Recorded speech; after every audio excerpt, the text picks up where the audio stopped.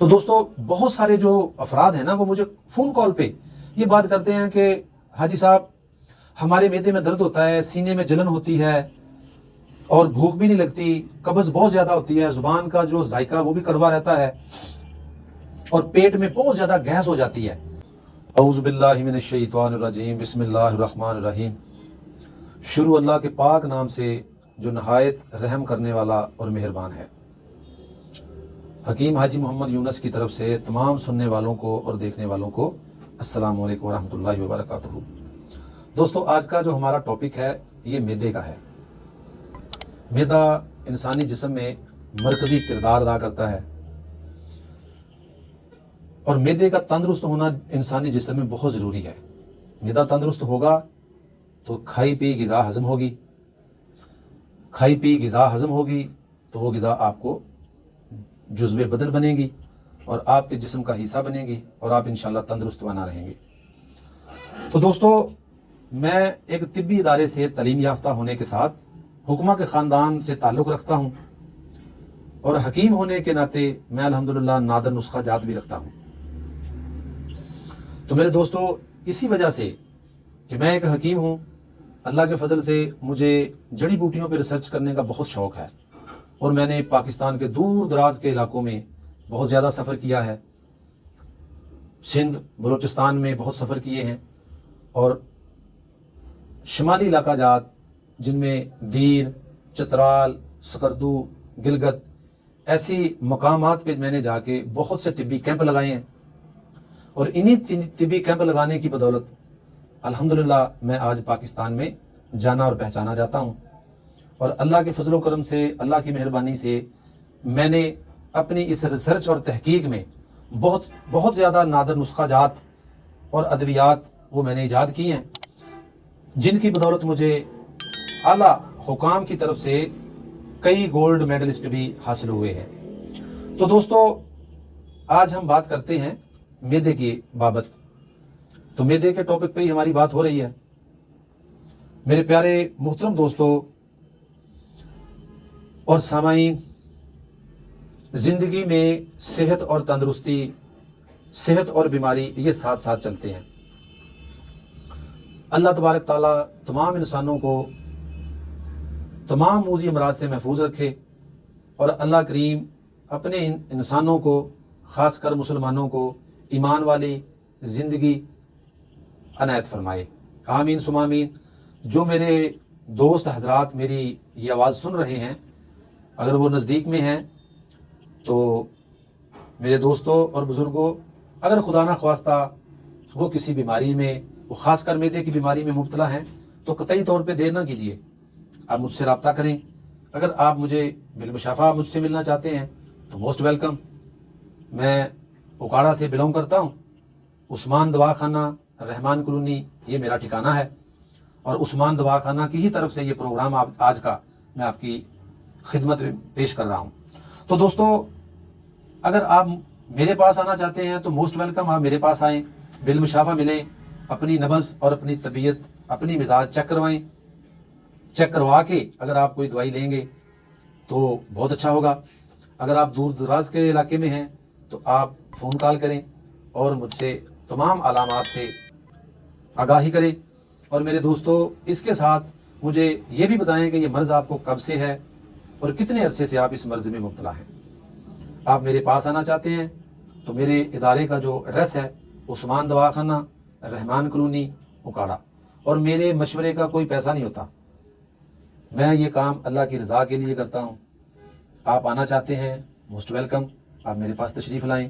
تو دوستو بہت سارے جو افراد ہیں نا وہ مجھے فون کال پہ یہ بات کرتے ہیں کہ حاجی صاحب ہمارے معدے میں درد ہوتا ہے، سینے میں جلن ہوتی ہے اور بھوک بھی نہیں لگتی، قبض بہت زیادہ ہوتی ہے، زبان کا جو ذائقہ وہ بھی کڑوا رہتا ہے اور پیٹ میں بہت زیادہ گیس ہو جاتی ہے اور پریشانی کا سامنا کرنا پڑتا ہے۔ معدہ کی خرابی کی وجہ سے جو خوراک ہے وہ جزو بدن بھی نہیں بنتی، جس کی وجہ سے جسم دن بدن کمزور ہوتا جا رہا ہے اور دبلا پن اور پلاہٹ ہمارے چہرے پہ آ رہی ہے اور جسم میں دبلا پن ہوتا جا رہا ہے۔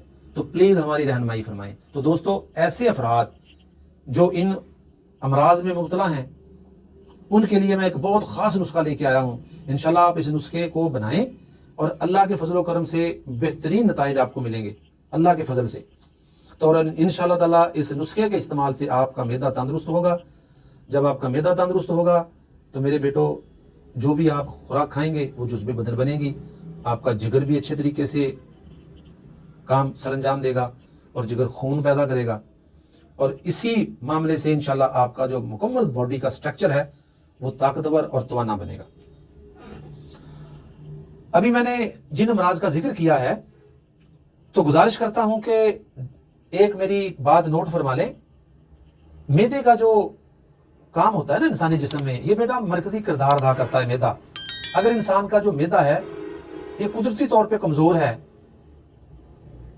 तो जरा सी बेहतियाती में ऐसे अफराद का मैदा मतवरम हो जाता है, और इंसानी जिस्म का जो मैदा है ये मतवरम होने के सबब फिर पेचीदा अमराज पैदा कर देता है।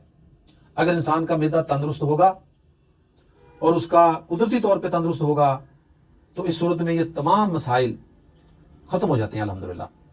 अगर मैदा कुदरती तौर पे कमज़ोर है तो ये अमराज ऑटोमेटिकली उसके अंदर आ जाते हैं। मैदा मतवरम होगा, सोजश होगी, बदहज़मी होगी, गैस होगी, कब्ज़ होगी, अफारा होगा, जलन होगी, सीने की जकड़न होगी, ये तमाम मसाइल इसमें आ जाते हैं। एक बात आप नोट कीजिए, इस बात का आपने ख़ास ख्याल रखना है कि बेटा आपने जब भी खाना खाना है आपने अच्छे तरीके से अपने हाथों को धोना है। हाथ धोने के बाद आपने पानी पीना है और खाना जो है वो बिल्कुल सुकून के साथ आराम आराम से चबा चबा कर आपने खाना खाना है। और खाना खाने के बाद आपने ज्यादा मेहनत तलब काम नहीं करना। मेहनत तलब काम करेंगे तो फिर आप इन अमराज से छुटकारा हासिल नहीं कर सकते। तो बेहतर तो ये होगा कि खाना खाने के बाद आप थोड़ी देर आराम कर लें और खुराक का बहुत ख्याल रखें। खुराक मतवाजन और ताज़ा खुराक का इस्तेमाल करें। पेट को हमेशा आप 3 हिस्सों में तकसीम करें। बेटा एक हिस्सा पानी के लिए, एक हिस्सा हवा के लिए और एक हिस्सा ग़िज़ा के लिए। इस तरह आपका मैदा सही काम भी करेगा और मैदा की जुमला बीमारियों से आप महफूज रह सकते हैं। तो मैदे का जो नुस्खा है वो मैं आपको नोट करवाता हूँ। अगर आप मैदे के नुस्खे को इस्तेमाल करेंगे इंशाल्लाह मेरे वाले को, और अल्लाह की मेहरबानी से इन तमाम अमराज से आप छुटकारा हासिल कर लेंगे। तो जिन अमराज का मैंने आपसे जिक्र किया है उन अमराज में मिसाल के तौर पे बदहज़मी है, मरोड़ है, दायमी कब्ज़ है, सीने की जलन है, खट्टी डकारें हैं, मैदा में रिया व हवा, गैस, मैदे का अल्सर, आंतों में गांठ का पड़ जाना, नाफ पड़ना, मुंह से बदबू का आना, मुंह का जायका कड़वा रहना, पेट में पानी पड़ जाना वगैरह के लिए बेहद साबित हुआ है। और एक बात आप गौर से सुनिएगा कि जो मखसूसा अमराज का ताल्लुक है ना ये भी आपके मैदे से ही है। अगर मैदा आपका दुरुस्त है तो बेटा फिर मखसूस जो पेचीदा अमराज होते हैं ना, मखसूस अमराज, वो भी नहीं होते। अच्छा, तो नोट आप फरमा लें मेरा नुस्खा। तो नुस्खा लेने से पहले जिन हजरात ने मेरे इस चैनल को सब्सक्राइब नहीं किया तो बेल आइकॉन को दबाएं, मेरे चैनल को सब्सक्राइब करें ताकि हर आने वाली जो नई वीडियो है वो आप तक बआसानी पहुंच सके और आप इससे फ़ायदा हासिल कर सके। तो बेटा नोट कर लें मेरा नुस्खा। ये नुस्खा मैं आपको बताता हूँ जिसमें है अजवैन देसी। ये आपने देसी लेनी है और साफ़ सुथरी। पंसारी के पास आप जाएंगे ना ये आराम से मिल जाएगी, लेकिन इसको साफ़ सुथरा करना है। अजवैन देसी आपने लेनी है 100 ग्राम। इस अजवैन को आप साफ़ करके साफ़ सुथरी करके घर में लेके आएँ। फिर आप इस देसी अजवैन को 1 किलो लेमन का पानी लें। तो लेमन के पानी में आपने ये 100 ग्राम अजवैन उसमें डाल देनी है। गंधक आंवला सार 50 ग्राम, पुदीना 50 ग्राम, सुंड 50 ग्राम, मगा 50 ग्राम, मगा 25 ग्राम, फिलफिल स्याह 25 ग्राम, नुशादर ठीकरी ये असली वाला आपने लेना है, ये 50 ग्राम, रेवंद खताई 50 ग्राम, सौंफ 50 ग्राम, हल्दी। आपको पता है हल्दी एंटीबायोटिक होती है। जो एलोपैथिक की अद्वियात इस्तेमाल करते हैं और कर करके बहुत सारे पेचीदा अमराज में मुब्तला हो जाते हैं, खासकर जोड़ों के दर्दों में और जलन में और दूसरे बहुत सारे मसाइल होते हैं, उनके लिए हल्दी दी बेस्ट है। तो हल्दी ये आपने अंबा हल्दी लेनी है। हल्दी 50 ग्राम, मुलट्ठी 50 ग्राम, सना मक्की ये 100 ग्राम। ये टोटल कुल मिला के 11 चीज़ें बनती हैं।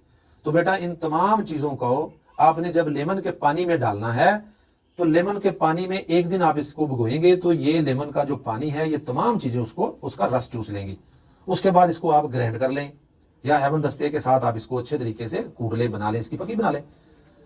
تو یہ تازہ پانی کے ساتھ آپ نے 1 چمچ چھوٹا صبح خالی پیٹ لیں اور 1 چمچ رات کو کھانا کھانے کے 1 گھنٹہ بعد استعمال کریں.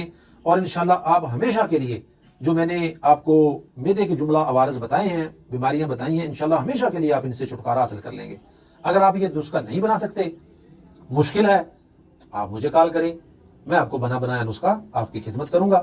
اور انشاءاللہ العزیز یہ 1 مہینہ لگاتار استعمال کریں اور اللہ کی مہربانی سے آپ معدے کے جملہ امراض سے انشاءاللہ بالکل نجات حاصل کر سکیں گے. بیٹا انہی الفاظ کے ساتھ اپنے حکیم حاجی محمد یونس کو اجازت دیجیے. اگلی ویڈیو میں انشاءاللہ اگلے پیغام میں اگلے لیکچر میں آپ سے پھر ملاقات کریں گے. تب تک میں اجازت چاہتا ہوں. اللہ پاک آپ کا حامی و ناصر ہو. السلام علیکم ورحمۃ اللہ وبرکاتہ.